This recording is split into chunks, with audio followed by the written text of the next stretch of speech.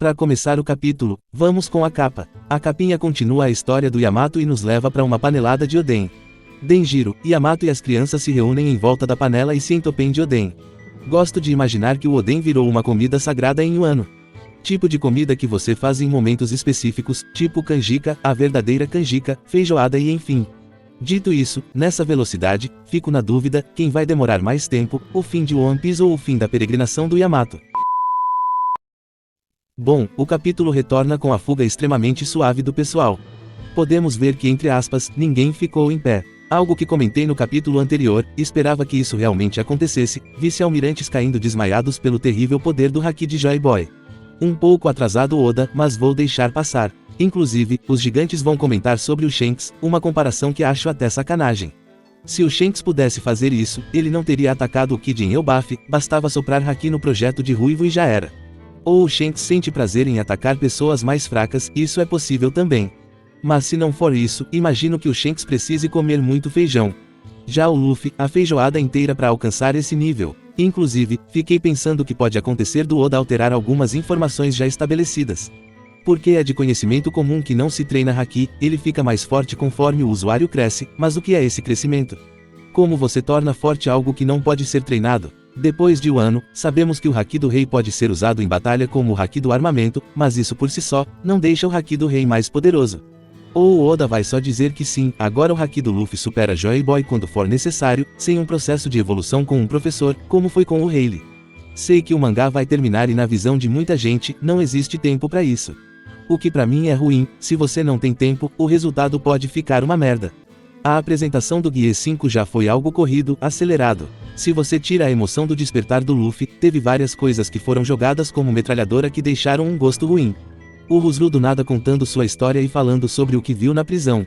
A revelação do verdadeiro nome da fruta e finalmente o despertar. Até hoje tem gente que acredita que o Luffy é a reencarnação do Joy Boy, acredita nisso porque foi mal feito, mal explicado, diria que foi jogado.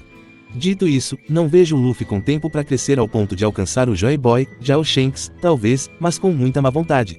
Ainda mais se você imaginar que o Shanks que visita os anciões, não é um truque do Oda com um suposto irmão gêmeo do Shanks. Se foi o Shanks real, isso quer dizer que o Shanks tinha confiança de sair com vida, já que os anciões não têm por que respeitar um descendente que não vive na Terra Sagrada. Ser filho de um Tenryubito só tem valor se você vive na Terra Sagrada. Apesar que o pessoal manteve o Doflamingo vivo mesmo ele sabendo de segredos, né? Ao mesmo tempo que o Doflamingo não foi maluco o suficiente para ir em uma reunião com os 5 anciões. Enfim, Luffy tem muito o que evoluir e me preocupa como isso vai acontecer. Bom, seguindo em frente, achei muito interessante ver os serafins acordados. Imagino que os teóricos de plantão estejam usando isso como mais uma confirmação que os anciões não são humanos normais. E fica até difícil dizer que não tem sentido. De todos que foram alvos do Haki, diretamente, só os anciões e os serafins ficaram em pé. Mas bem, enquanto o pessoal dorme confortavelmente, os piratas fogem. Um dos gigantes, pendurado no mastro, observa a marinha através de um binóculo. Esse cara é um mistério pra mim, ele escolheu ficar pendurado numa superfície lisa que subir até a cesta na ponta do mastro. De qualquer forma, ele alerta que o pessoal da marinha foi de berço.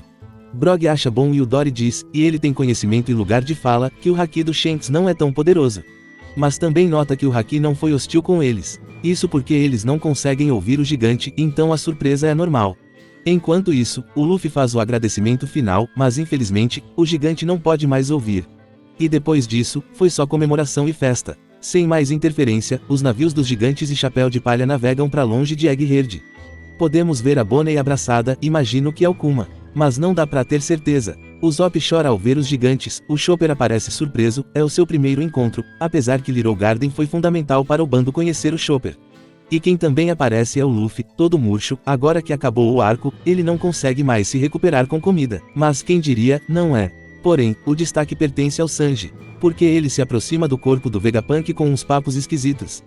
Fazendo perguntas para uma pessoa morta, perguntas sobre uma fala do Vegapunk, algo intenso, ele só parece alguém maluco falando nada com nada. Mas isso é gatilho para um retorno ao passado que nos traz cenas inéditas de Egghead.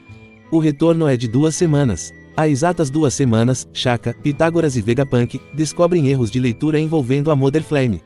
Dos 3, o Shaka é o mais rápido e determina que as alterações nas leituras indicam que alguém está falsificando dados para roubar a Mother Flame.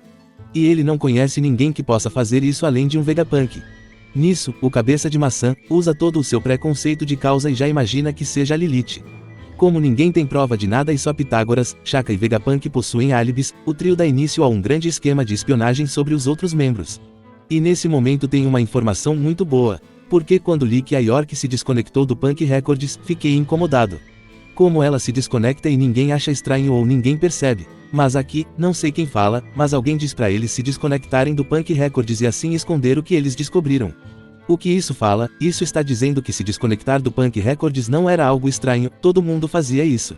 Então a York se desconectar, não seria de forma alguma suspeito. Enfim, o esquema de espionagem gera resultados. Uma semana depois da descoberta, Pitágoras identifica o traidor. Ninguém menos e ninguém mais que York. A notícia foi tão chocante que até o Pitágoras está suando de nervoso. De fato, Vegapunk é um gênio. Bom, o trio, agora sabendo quem é a traidora, conseguiram identificar várias informações falsas relacionadas a York. E durante a investigação, conseguiram recuperar uma ligação feita de dentro da ilha. Ao recuperar a transmissão, descobriram que York ligou para Mary Jane e caguetou o Dr. Vegas.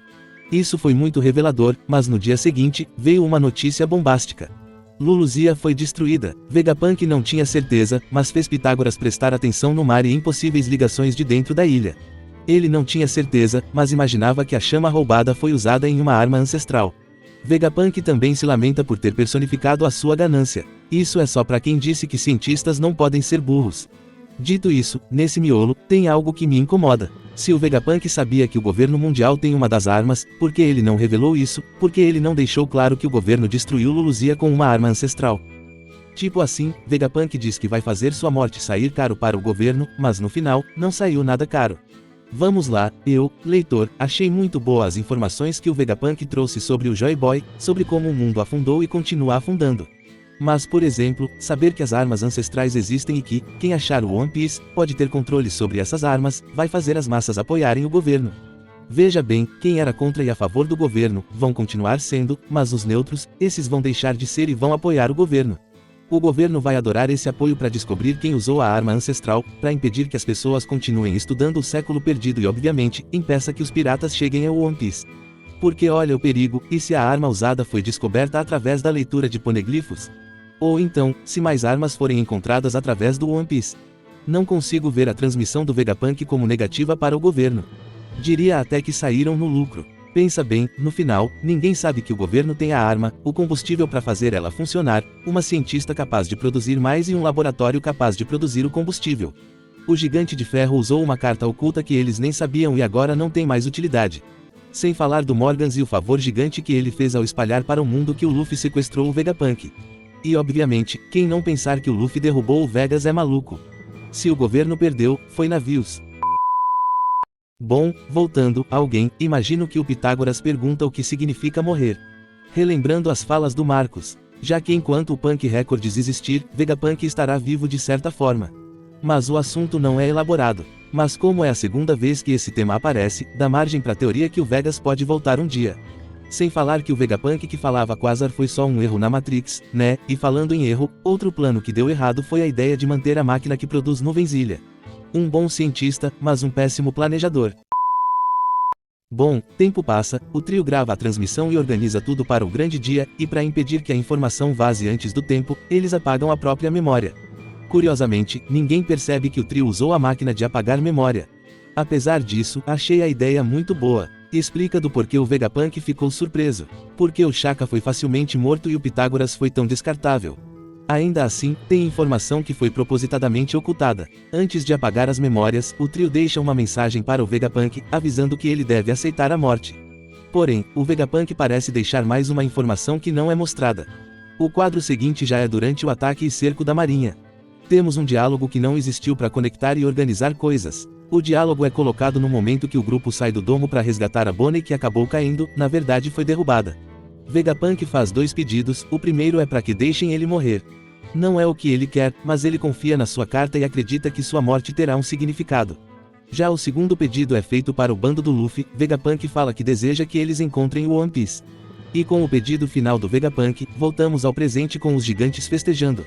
O Zop ainda feliz e o Luffy tão murcho quanto uma uva. Inclusive, é impressão minha ou tem alguém na barba do Brog. Enfim, é com uma festa que o capítulo 1123 de One Piece termina. Você chegou até aqui, é nóis. Um abraço e até a próxima.